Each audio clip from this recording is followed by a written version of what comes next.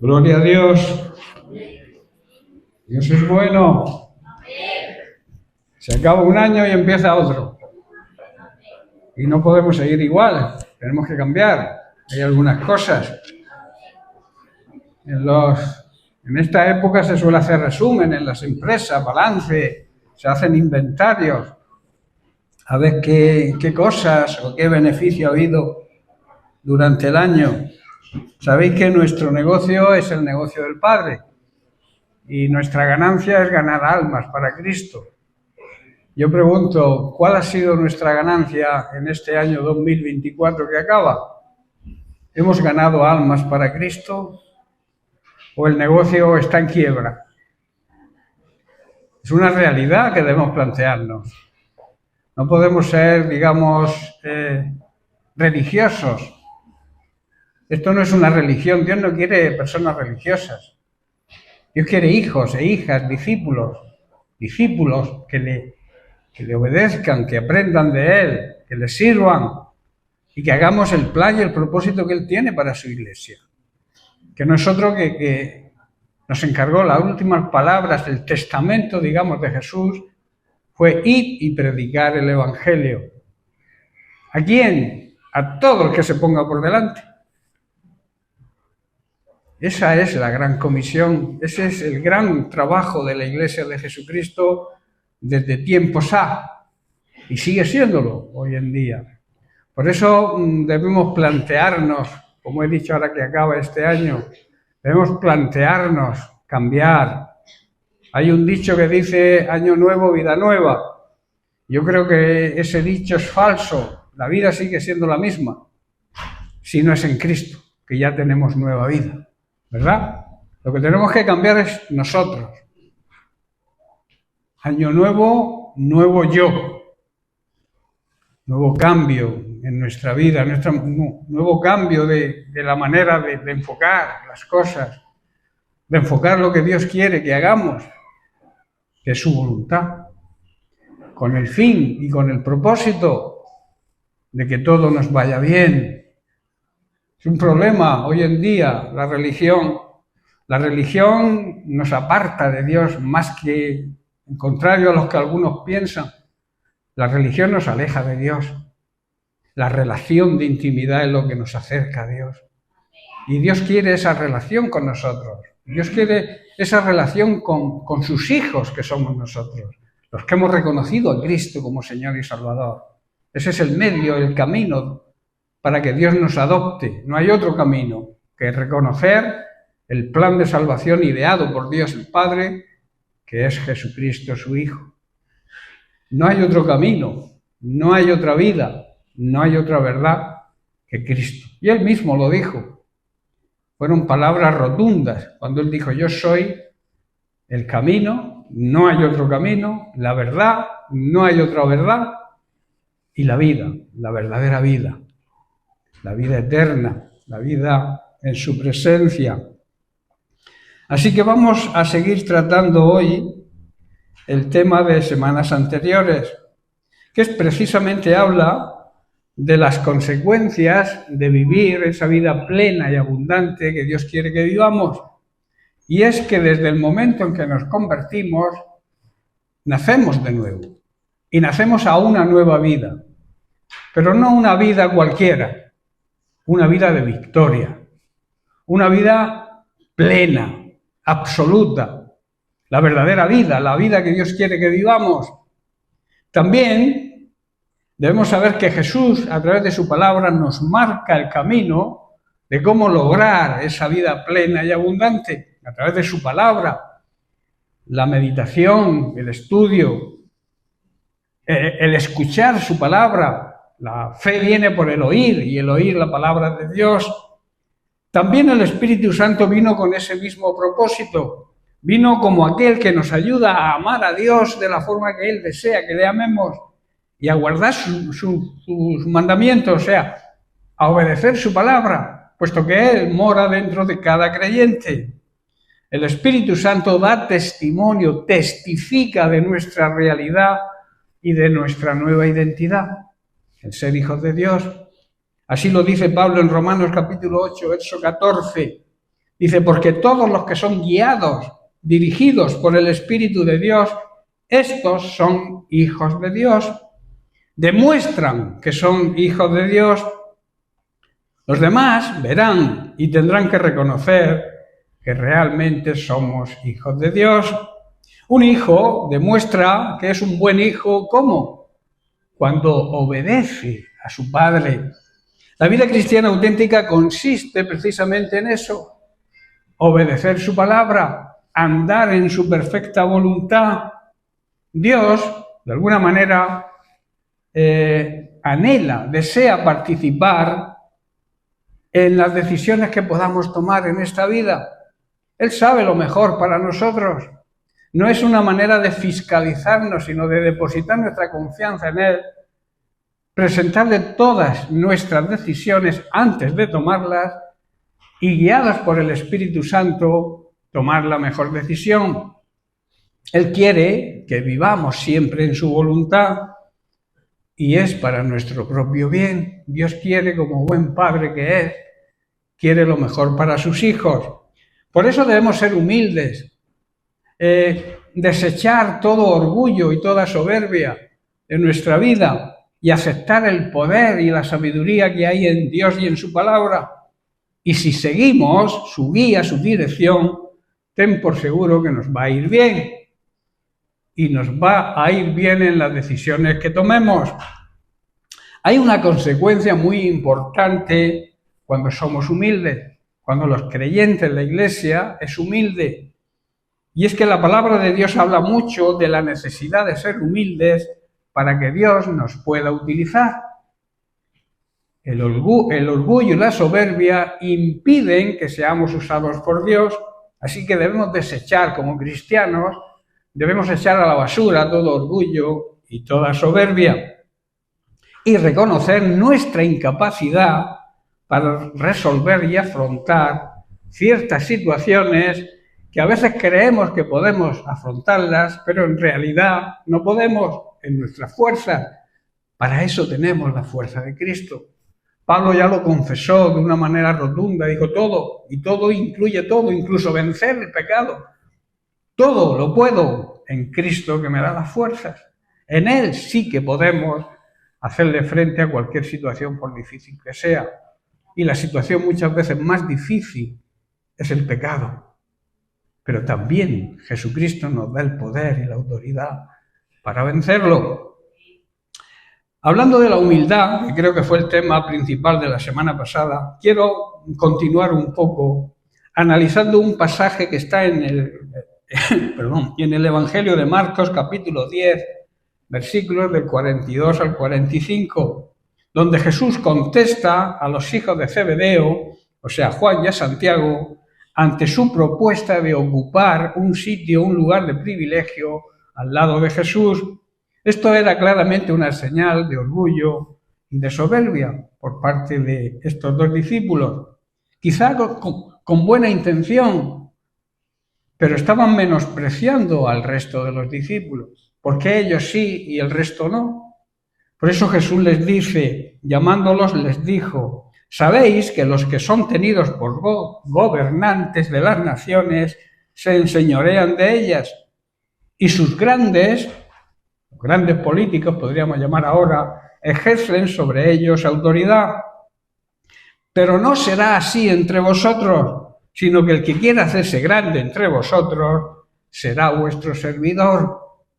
Y el que de vosotros quiera ser el primero será siervo de todos. Y aquí la clave, el versículo clave, el ejemplo mismo de Jesús, dice: porque el Hijo del Hombre, el Hijo, la segunda persona de la Trinidad, hecha un ser humano, Dios mismo hecho un hombre, no vino para ser servido, sino que vino para servir y para dar, para dedicar su vida en rescate por muchos.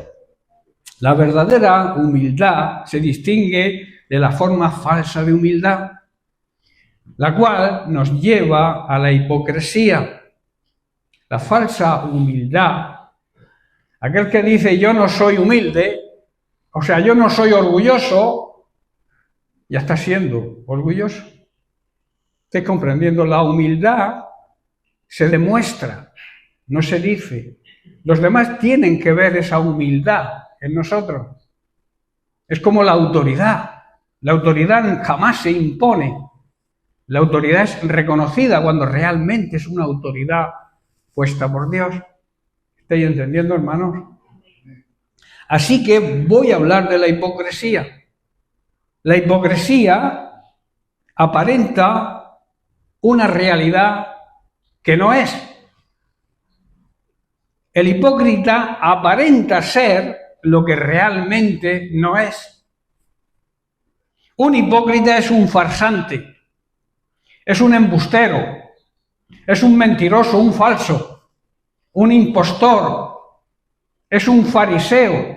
¿Sabéis que la palabra fariseo está aceptada por la Real Academia de la Lengua Española como significado de hipócrita?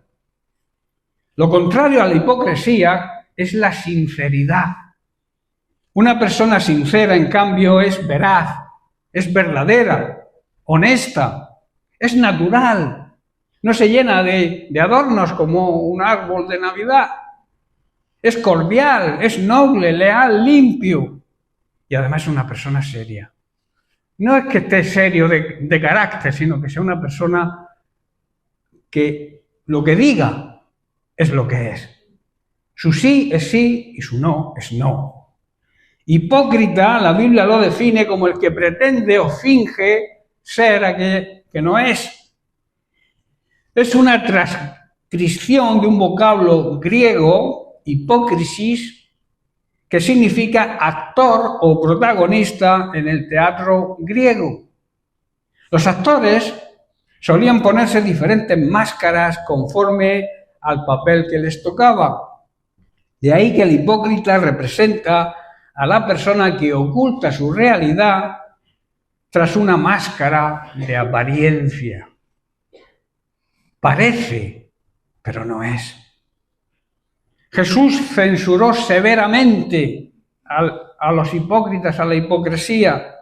Nada más que en el Evangelio de Mateo empleó la palabra 15 veces, llamando hipócritas a los fariseos y a los escribas, que eran notablemente hipócritas, fingían religiosidad, pero no eran verdaderos. Un ejemplo lo vemos en Mateo capítulo 23, del 1 al 7. Dice, entonces habló Jesús a la gente y a sus discípulos diciendo, en la cátedra de Moisés se sientan los escribas y los fariseos. Esto quiere decir que los maestros de la ley religiosa y los fariseos eran los intérpretes oficiales de la ley de Moisés. Dice así que todo lo que os digan que guardéis, guardadlo y hacedlo, mas no hagáis conforme a sus obras, porque dicen, pero no hacen. Esa es la hipocresía religiosa. Lo hacían, no hacían lo que ellos mismos enseñaban. Es como si yo os enseño algo y yo hago lo contrario.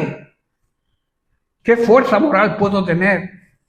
¿O qué autoridad puedo tener para enseñaros algo que yo no hago? Pues eso es lo que está diciendo aquí el propio Jesús. Dice, porque atan cargas pesadas y difíciles de llevar y las ponen sobre los hombros de los hombres, de las personas, pero ellos ni con un dedo quieren moverlas. En otras palabras, jamás mueven un dedo para ayudar a nadie. Ese es el hipócrita, el que habla del amor de Dios, de la ayuda al necesitado, pero ellos ni tienen amor por el prójimo, ni le ayudan. Verso 5. Antes hacían todas sus obras para ser vistos por los hombres, pues ensanchan sus filacterías y extienden los flecos de sus mantos. Explico esto. Ellos escribían frases de la Biblia en papelitos que guardaban en cajitas de cuero y se las ponían en la frente y en los brazos. Y lo hacían para que la gente pensara que eran muy obedientes a Dios. Ese era el fin. Todo lo que hacían era en apariencia, aparentar que obedecían a Dios, aparentar su supuesta santidad, pero lo hacían realmente para ser vistos por la gente. Verso 6, y aman los primeros asientos en las cenas y las primeras sillas en las sinagogas y las salutaciones en las plazas y que los hombres los llamen rabí, rabí, que quiere decir maestro. Y en Mateo 23, versículo 13 al 15, Jesús les dice a los hipócritas lo mal que les iba a ir y lo hace con un lamento. Y entre otras cosas dice, mas ay de vosotros, escribas y fariseos, hipócritas, porque cerráis el reino de los cielos delante de las personas de los hombres, pues ni entráis vosotros, ni dejéis entrar a los que quieren entrar, a los que están entrando. Otro ay de vosotros, escribas y fariseos, hipócritas, porque devoráis las casas de las viudas y como pretexto hacéis largas oraciones, por eso recibiréis mayor condenación.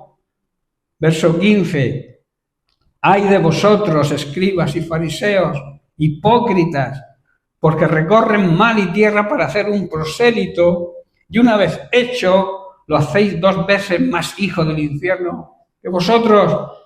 Y hay más hay, pero voy a terminar con el del versículo 23. Dice, ay de vosotros, escribas y fariseos, hipócritas, porque diezmáis la menta, el eneldo y el comino, y dejáis lo más importante de la ley, la justicia, la misericordia y la fe. Esto es necesario hacer, o sea, tener justicia, ser misericordioso y tener fe, sin dejar de hacer aquello, sin dejar de diezmar. Estoy comprendiendo aquí, abro un paréntesis sobre la obligación del diezmo. El diezmo, o sea, nada sustituye al diezmo. El diezmo es una obligación, es algo que le debemos a Dios, es del Señor. Y cuando no lo damos, le estamos robando. Y estamos trayendo maldición a nuestra vida en vez de bendición. Esas son las consecuencias del diezmo. Y en Malaquías lo dice bien claro. Vosotros me estáis robando. Y el pueblo decía, ¿en qué te estamos robando? Y les dijo, en vuestros diezmos y ofrendas. Las 2 cosas son obligatorias. El diezmo es el 10% de lo que gano. Y la ofrenda es voluntaria, eso sí, pero también es obligatoria. Puedo dar lo que siento en mi corazón, teniendo en cuenta que Dios bendice al dador alegre. Dios ama, dice realmente, no bendice, Dios ama al que da con alegría. Cuando des, no des por obligación, no des porque alguien te lo diga o te invite a hacerlo. Hazlo de corazón y si no, no lo hagas, porque no sirve para nada. ¿Amén? Bueno, el cristiano verdadero debe guardarse, debe cuidar de no caer en la hipocresía. Pablo tuvo que reprender a Pedro por esta falta. Vamos a ver este pasaje, se encuentra en Gálatas, capítulo 2, versículos del 11 al 14, donde Pablo lo expone, lo cuenta de esta manera. Dice, pero cuando Pedro vino a Antioquía, le resistí, o sea, me enfrenté a él cara a cara, porque era de condenar lo que hacía. Pues antes que vinieran algunos de parte de Santiago, comía con los gentiles, pero después que vinieron se retraía y se apartaba, porque tenía miedo de los de la circuncisión. Pedro estaba actuando hipócritamente. Los hipócritas en la actualidad también actúan así, por miedo al que dirán. Verso 13, y en su simulación, o sea, en su hipocresía, participaban también los otros judíos, o sea, la hipocresía contamina, la hipocresía es contagiosa. Participaban, dice también los judíos, de tal manera que aún Bernabé, un discípulo de Pablo, fue también arrastrado por la hipocresía de ellos. Como he dicho, la hipocresía es una enfermedad contagiosa. Y dice Pablo, sigue diciendo el verso 14, pero cuando vi que no andaba rectamente conforme a la verdad del Evangelio, o sea, era un hipócrita, le dijo a Pedro delante de todos, si tú siendo judío vives como los gentiles y no como judío, ¿por qué obligas a los gentiles a judaizar? Se lo dijo cara a cara y delante de la gente. A veces, pastor, usted tiene que llamar al despacho y decir, sí, está muy bien, pero a veces hay que decir las cosas cara a cara y delante de la gente, para que la gente reaccione. ¿Estáis entendiendo? No es algo que yo diga, es algo que está diciendo el apóstol Pablo, ¿verdad? Lo enfrentó cara a cara delante de la gente. Tú eres un hipócrita, porque lo que predicas no lo haces por miedo. Eso es hipocresía. Más tarde, Pedro, que había aprendido la lección, exhorta a los cristianos a evitar el mismo error que él tuvo. Y entre otras cosas dice, desechar pues toda malicia, todo engaño, toda hipocresía, envidias y todas las detracciones. En otras palabras, Pedro nos exhorta, porque esto es para nosotros hoy también, es de aplicación a nosotros. Nos exhorta a dejar de hacer lo malo, a no decir mentiras, a no ser mentirosos y a no ser hipócritas, no ser envidiosos y chismosos. El chisme es el deporte nacional. Nos gusta. No sé por qué, es algo que nos gusta, criticar a la gente. La humildad se trata más que de un voluntariado, más que un desprecio voluntario de uno mismo, no es despreciarnos, ser humilde no es despreciarnos, sino es una honesta valoración de uno mismo como ser, como criatura. Nada somos ni nada tenemos que no nos lo haya dado Dios. Y reconocer eso es ser humilde. Y que todo ello es con el fin de que podamos servir con la actitud de corazón dirigido por el Espíritu Santo. Y que se describe en la Biblia bajo el nombre de una cualidad del fruto del Espíritu Santo, que es la humildad. La humildad nos hace amar como Dios ama. Y nos hace sentir gozo, que significa alegría en el alma. Paz interior, la paz que no se puede comparar con la paz que nos ofrece este mundo. También a tener paciencia con los demás. A veces se nos va la paciencia, no soportamos y Dios nos llama a ser pacientes, benignos. La persona benigna es la que le gusta hacer el bien, tener bondad, o sea, ser agradables en el trato, no hacer nada con orgullo y con soberbia, hacerlo todo como para el Señor. Esto nos hace tener fe, hermanos, en Dios y también tener fe en los demás. Pensar que las personas, tener fe en los demás significa pensar que las personas, aunque muchas veces vemos como algo imposible, Dios las puede cambiar. Eso es tener fe en las personas. Ese es el don de fe, que es una de las cualidades del fruto del Espíritu Santo. Confiar, tener fe en que Dios puede cambiar a las personas, por muy difícil que lo veamos en apariencia. La humildad hace que tengamos también mansedumbre, que seamos pacificadores, bomberos apagafuegos, pero con agua, no con gasolina.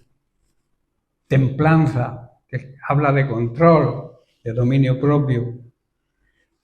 Por tanto, debemos valorar la grandeza de la humildad y sigamos el ejemplo de Jesús, que siempre demostró su humildad y su mansedumbre.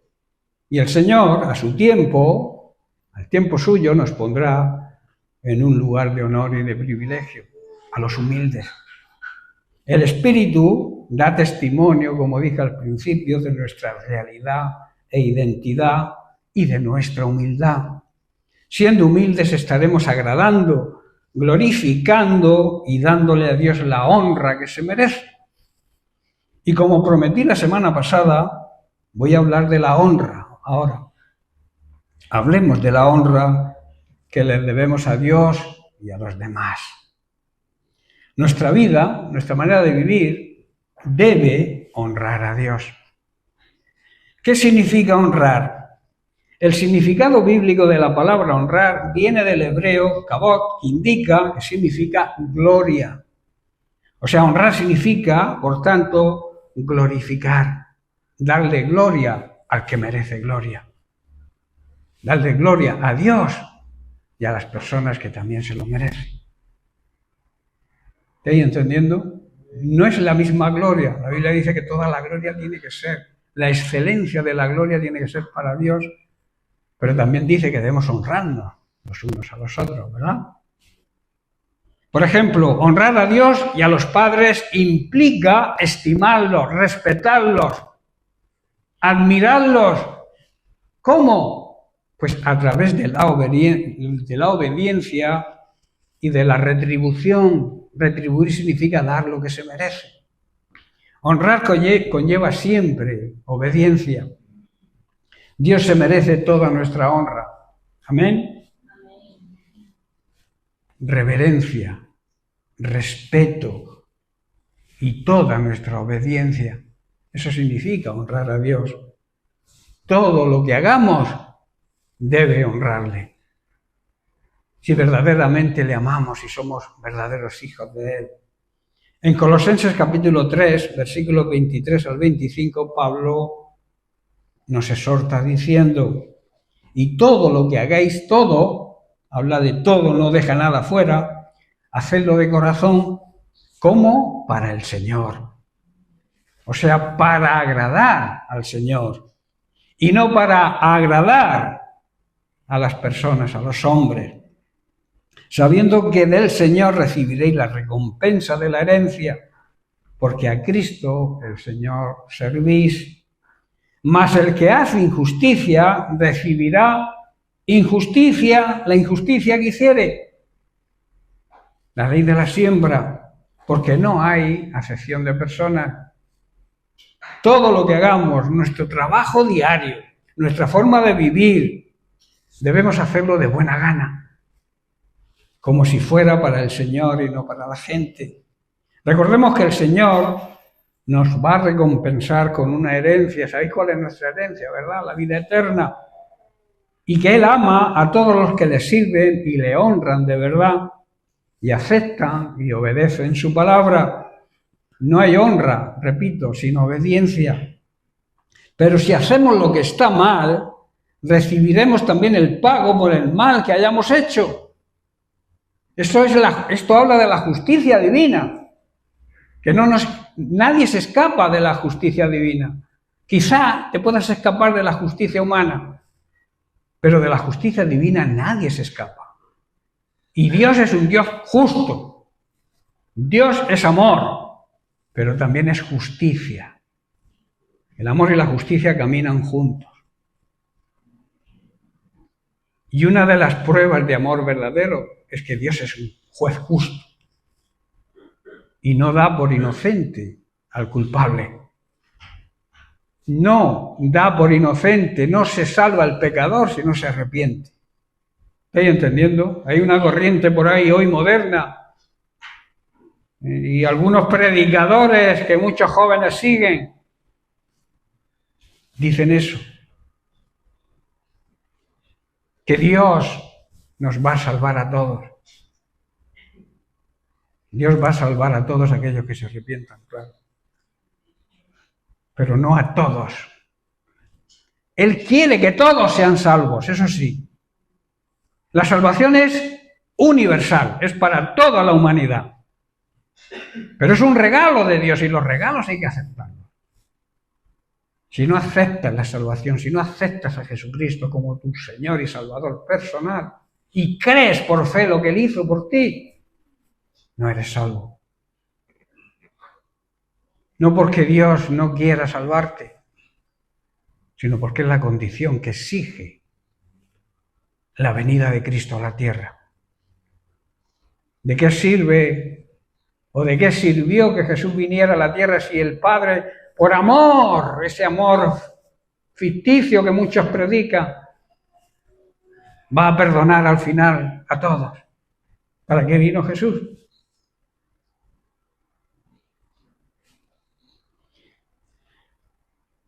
Si hacemos el mal, recibiremos el pago por el mal que hayamos hecho, si no nos arrepentimos. Por eso necesitamos una guía, unas reglas, unos parámetros que marquen nuestra manera de vivir. Esa guía, esa regla y esos parámetros se encuentran en su palabra, en las Sagradas Escrituras, que para entenderlas bien necesitamos la revelación del Espíritu Santo. Mucha gente no entiende la Biblia porque no tiene relación con Dios. Y es imposible entender la Biblia sin la revelación del Espíritu Santo, que es Dios. Si tú no tienes intimidad con Dios, si no tienes relación con Dios el Padre, comunión con el Hijo y con el Espíritu Santo, difícilmente vas a entender la Biblia. Por eso necesitamos un guía, una guía, un GPS que dirija nuestra vida hacia la meta deseada. Pablo les exhorta y les recomienda a los colosenses, y hoy, repito, es de aplicación para nosotros, que todas las cosas que hagamos, bien sea, digamos, en nuestro hogar, en nuestra familia, en nuestro trabajo, en la universidad, en el colegio, con nuestros vecinos y, por supuesto, en la iglesia, debemos hacerlo todo de acuerdo a la palabra de Dios, lo que Jesús nos enseña. Esto va a demostrar que nuestra intención es servir y honrar al Señor de verdad. Cuando actuamos de acuerdo a la palabra de Dios, estamos demostrando que lo que hacemos, lo hacemos para agradar y honrarle. Por eso debemos sentirnos gozosos cuando nuestra forma de vivir le agrade a Dios. Hacerlo así es un acto de honra, de alabanza y de adoración hacia Él. No es malo tampoco agradar a las personas, eso no es malo que las personas tengan un buen concepto nuestro, pero nuestra prioridad debe ser agradar y honrar a Dios primero. Si agradamos a Dios de la forma correcta, también estaremos agradando a los demás, porque nuestra manera de vivir será la manera correcta. Y los demás van a percibirlo y van a ser también, van a sentir la necesidad de buscar a Dios. Pablo también exhorta a los creyentes de Éfeso, y repito, es también de aplicación para nosotros, a que debemos hacer bien nuestro trabajo secular, seglar, el trabajo que Dios ha permitido que trabajemos. No el ministerio como creyentes, sino el trabajo, nuestro trabajo personal. En Efesios capítulo 6, versículos 6 al 8, Pablo nos dice: no sirviendo al ojo, como los que quieren agradar a los hombres, sino como siervos de Cristo, como servidores de Cristo, de corazón, haciendo la voluntad de Dios, sirviendo de buena voluntad como al Señor y no a los hombres. Cuando tú hagas tu trabajo, piensa que no lo estás haciendo para tu jefe, sino que lo estás haciendo para Dios, porque Él quiere la excelencia, que demos testimonio de nuestra excelencia también en nuestro trabajo. Si tú le predicas el Evangelio a tu jefe, pero te escaqueas del trabajo, estás siempre en el aseo o tomando la baja, aunque no estés enfermo, eso no le agrada a Dios. No sé si me estoy entendiendo. Sabiendo que el bien que cada uno hiciere, ese recibirá del Señor, sea siervo o sea libre. La ley de la siembra, repito. Pablo está hablando de nuestro trabajo seglar y que muchas veces trabajamos mejor cuando el jefe nos ve que cuando no está el jefe. Amén. Pues no debería ser.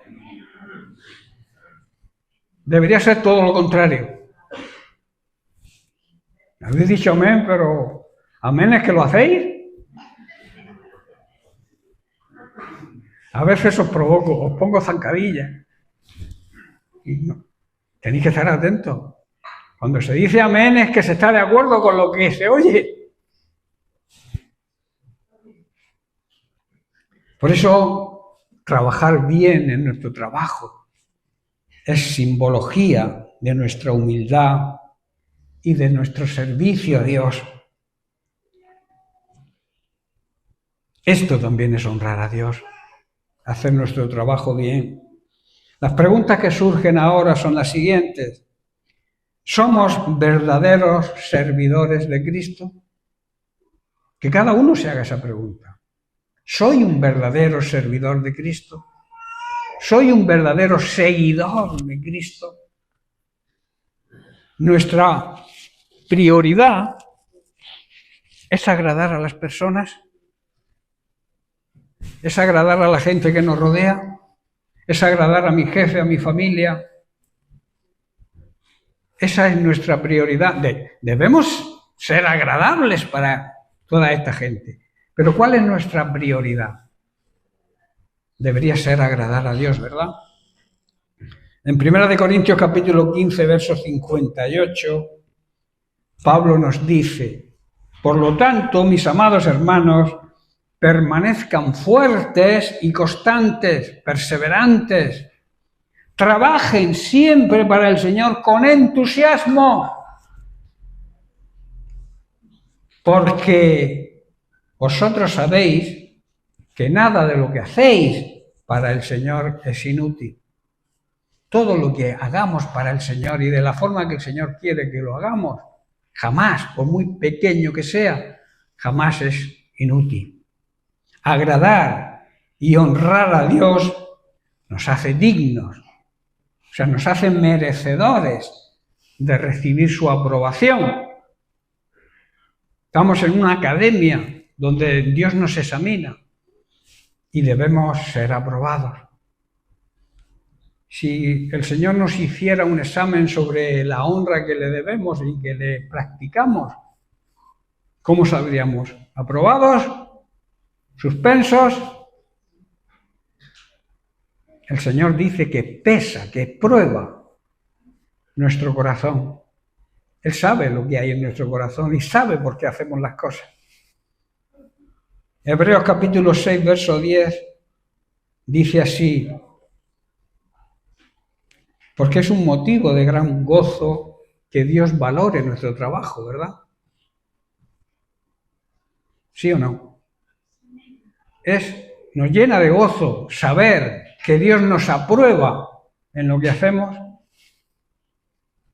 y que mantiene en su memoria todo aquello que hacemos. Por eso el escritor de Hebreos capítulo 6, verso 10 nos dice: porque Dios no es injusto para olvidar vuestra obra y el trabajo de amor que habéis mostrado hacia su nombre, habiendo servido a los santos, no a los santos de palo, sino a los santificados por Cristo, que son aquellos que se sientan en las bancas, en las iglesias, no están muertos, viven en santidad, por eso se les llama santos, y sirviéndoles aún.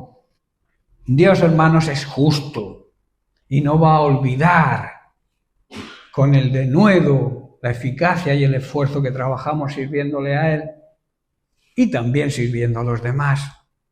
Porque si tú no sirves a los demás, tampoco le sirves a Dios. Porque del servicio y de la ayuda mutua son los sacrificios que le agradan a Dios. Seamos pues sabios y hagamos todo lo que le agrada, todo lo que le glorifique y todo aquello que honre a nuestro Dios. Nuestra vida, repito, debe honrar a Dios.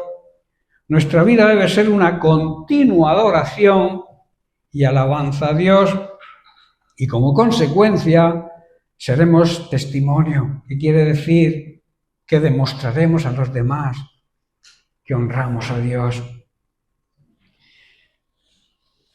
Vamos a poner algunos ejemplos que la Biblia habla sobre la honra. En primer lugar, debemos honrar y respetar a nuestros padres terrenales. Hoy en día, lamentablemente, hay poco respeto de los hijos hacia sus padres. Lo vemos muchas veces, sales a pasear por el parque y ves a niñitos pequeños dándole patadas en las piernas a la mamá o hablándoles palabrotas con un añito, con 2 añitos. Desde ahí, si no se cuida, si no se enseña bien a ese niño, acabará mal. Porque el primer mandamiento con promesa es honrar al padre y a la madre. Lo dice Pablo en Efesios capítulo 6, verso 1. Hijos, obedeced en el Señor. Obedecer en el Señor significa que si los padres están sometidos a Dios, nuestra obligación es obedecerlo. Nunca vas a obedecer si tu padre te dice, vente que vamos a atracar un banco. Eso no lo podemos obedecer a los padres, ¿verdad? Por eso dice en el Señor. Debemos obedecer en el Señor, porque al Señor le agrada que obedezcamos a nuestros padres, cuando esa obediencia honre a Dios. Porque esto, dice, es lo justo. Versículo 2, honra a tu padre y a tu madre, que es el primer mandamiento con promesa. ¿Para qué? Para que te vaya bien, para que tu vida sea una vida próspera. Próspera no es tener mucho dinero, próspera es que las cosas te salgan bien y que Dios pueda cubrir tu necesidad.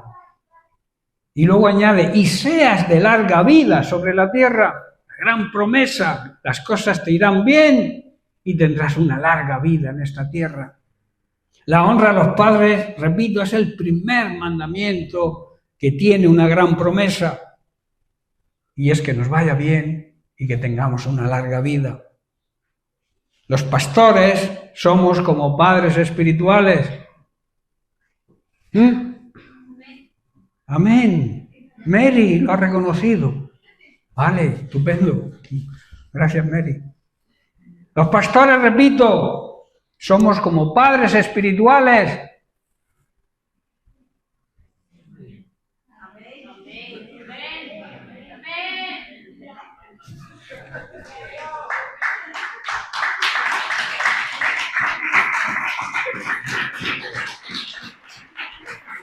Gracias por el ánimo. Repito, los pastores somos como padres espirituales de los miembros de la Iglesia de Cristo. Para ser un buen pastor se necesita tener corazón de padre. Si no, no sirves para pastor. Olvídate. Si tú anhelas ser pastor, pero no tienes corazón de padre, no sientes en tu ser el amor de un padre hacia sus hijos, no sirves para pastor. Es una cualidad imprescindible para ser un buen pastor, tener corazón de padre. Si los pastores somos padres espirituales, buenos padres espirituales, algunos, el mandamiento y la promesa de Efesios 6 es también para los hijos espirituales. ¿Estáis entendiendo? Para los miembros de la congregación hacia sus buenos pastores. Le debemos honra y obediencia, porque es el mandamiento con promesa también para los padres espirituales. Y quiero hablar de la honra a los pastores. Esto debería predicarlo alguien que no fuera pastor, pero bueno, debo predicar sobre la honra hacia los pastores. La honra hacia los pastores es una importante práctica que muchos cristianos han abandonado y no valoran como deberían hacerlo. La honra es la muestra de agradecimiento y consideración que se dirige hacia una persona que lo merezca. Honrar, digamos que es un gesto integral, es total. No solo se da mediante un detalle o un obsequio el día de su cumpleaños, o cualquier día que te apetezca hacerle un regalo. Hoy le voy a regalar al pastor un jamón. Bien, estupendo, yo lo tomo. O un frasquito de colonia, aunque no sea su cumpleaños. Es de agradecer. Pero también es un gesto que demuestra sujeción y respeto, lo más importante. Por quien se considera que es digno, se merece la honra. Sin embargo, muchas personas no consideran el valor y la importancia de honrar a quienes tienen la responsabilidad ante Dios de estar al frente de una congregación de la iglesia. A veces no valoramos eso, que los pastores tenemos una gran responsabilidad, aparte de nuestra familia, de nuestro entorno. Nuestra familia se amplía a la iglesia, porque los miembros de la iglesia son como hijos de los pastores. Y los problemas vuestros son mis problemas y los de Marisa. Por personificar en un pastor, al que tenéis delante. Tenemos una gran responsabilidad ante Dios. Y algunos no valoran eso, sino que juzgan si el pastor se ha equivocado, o si el pastor, en vez de decir 1 Corintios, ha dicho 2 Corintios. Estamos pendientes del fallo, en vez de la enseñanza. ¿Qué importa si está en 1 o en 2? Lo importante es que está, y el versículo que te ha dicho es real. Si se ha equivocado en la cita, perdónalo, pero no estés pendiente de eso. A veces estamos más pendientes de los fallos y de los errores de los demás que de recibir el mensaje de la palabra de Dios. Ahora yo te pregunto, ¿qué representan para ti los pastores de tu congregación? ¿Qué son para ti? Si para mí sois mis hijos, ¿qué somos para vosotros? Pero de boca para afuera o del corazón. Me alegro mucho. Hermanos, el pastor es la persona que tiene autoridad, pero una autoridad que viene de Dios. No es suya, es delegada de Dios. Así como la responsabilidad de guiar, dirigir y llevar toda la carga de los creyentes. Las ovejas, como ha dicho alguien antes, no sé quién lo ha dicho, creo que ha sido Diego, tienen la tendencia a desorientarse. Por eso Jesús llama a los creyentes ovejas, porque los creyentes tendemos a desorientarnos y por eso instituyó a los pastores, para conducirlos, para guiarlos, para que no se extravíen. Las ovejas, a una ovejita la dejas a 20 metros del redil y no sabe volver. Por eso tenemos que estar unidos, reunirnos bajo la cobertura de la iglesia. Por eso la Biblia enseña que no debemos dejar de congregarnos. Algunos tienen por costumbre hacerlo. Yo voy cuando me apetece. Hoy hay partido y juega el Madrid o el Barça. Hoy no voy.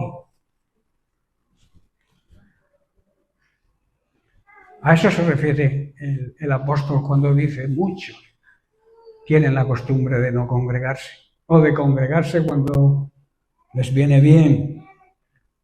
El pastor debe velar en todo tiempo y protegerlas del enemigo, quien a su vez intentará por todos los medios sacarlas del redil. Ese es el trabajo de Satanás, apartar a los miembros del redil, que dejen de venir a la cobertura donde están protegidos. Por eso cuando alguien se aparta, cae en depresión total. El enemigo empieza a trabajar con él, porque está solo, está sin cobertura.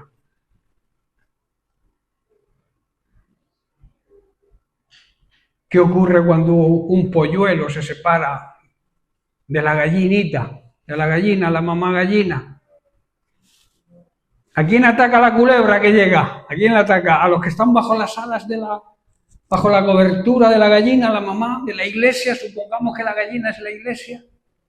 ¿A quién ataca?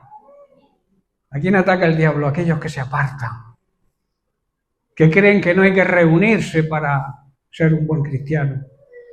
Ese es el autoengaño, la excusa para no hacer lo que debemos hacer, que es estar bajo la cobertura de una congregación, de una iglesia. Por eso el pastor debe velar, que el enemigo no las aparte, que cuando viene alguien con alguna doctrina falsa, dices, quieto, que aquí no vale eso.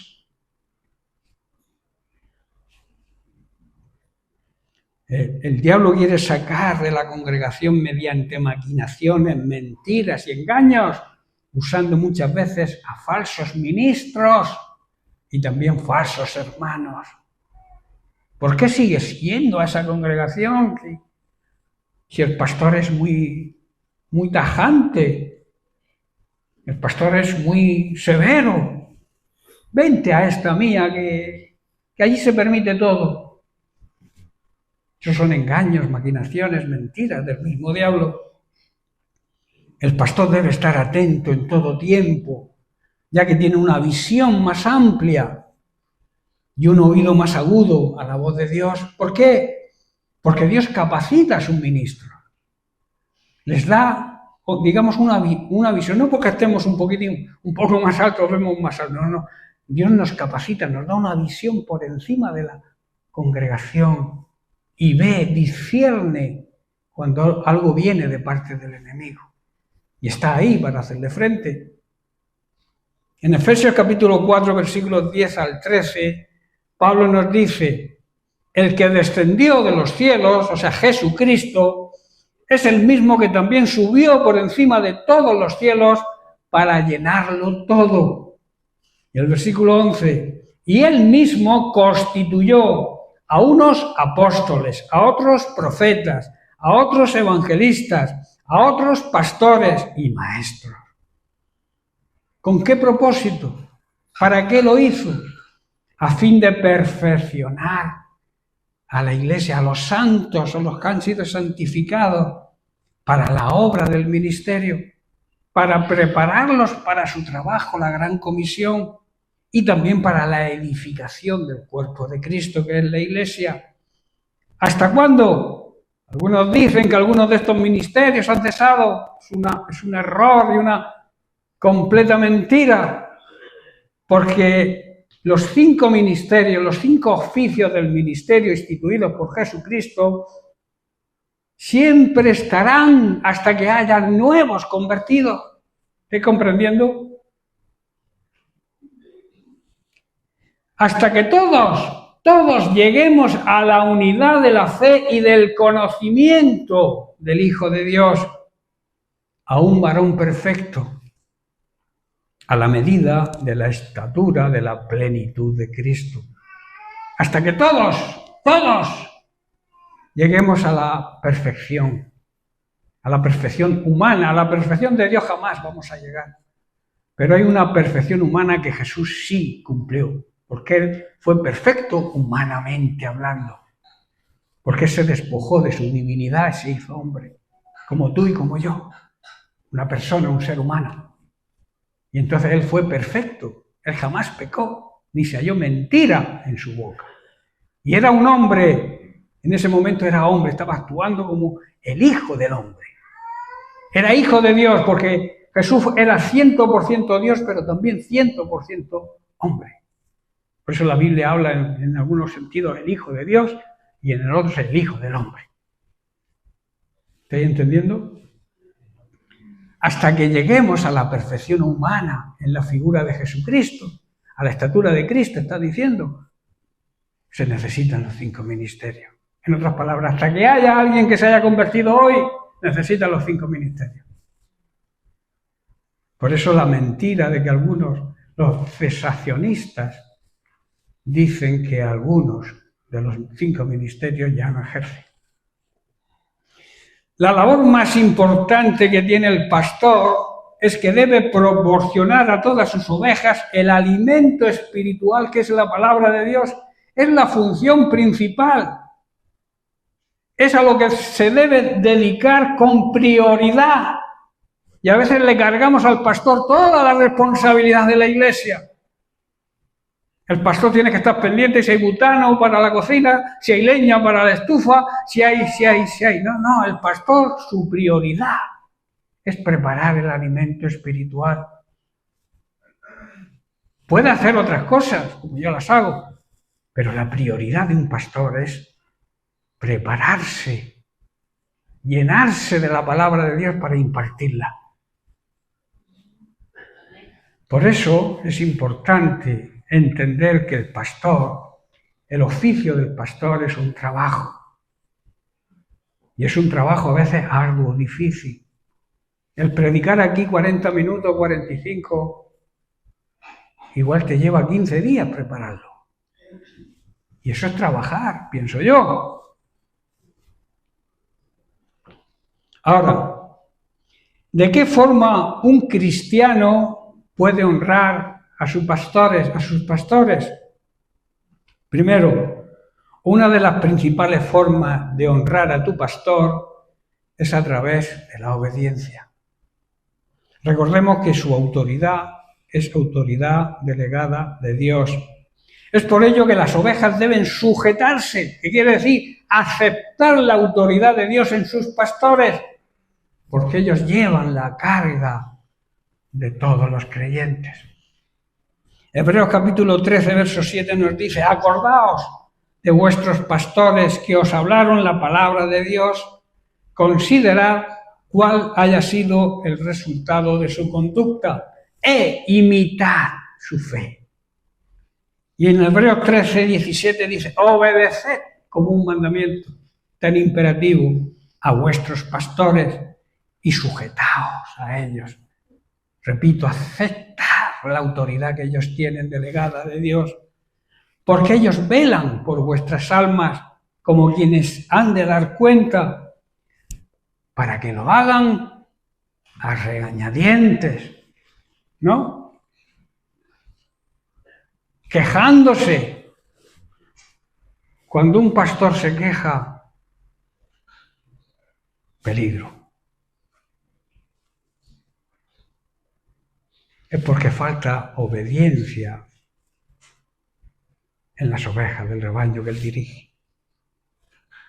Por eso dice: sujetaos a la autoridad de vuestros pastores, para que lo hagan con alegría y no quejándose, porque esto último no es recomendable, no es de provecho que un pastor se queje. Trae consecuencias negativas a la congregación. Por eso debemos acordarnos de los pastores, primero aquellos que nos enseñaron. Yo me acuerdo mucho de mi pastor, aquellos que nos enseñaron la palabra de Dios, y pensar en todo lo bueno que haya resultado de su vida y seguir el ejemplo de su fe. Debemos también obedecer a nuestros padres espirituales y hacer lo que ellos nos dicen. Su tarea es cuidar nuestra alma y tienen que rendirle cuentas a Dios. Debemos darles motivos para que esto lo hagan con gozo y con alegría y no con dolor. Esto último ciertamente no beneficia a nadie. La segunda forma es mediante la lealtad, la fidelidad, no murmurando ni quejándose, sino más bien sabiendo dar honor y honra a quien realmente lo merece.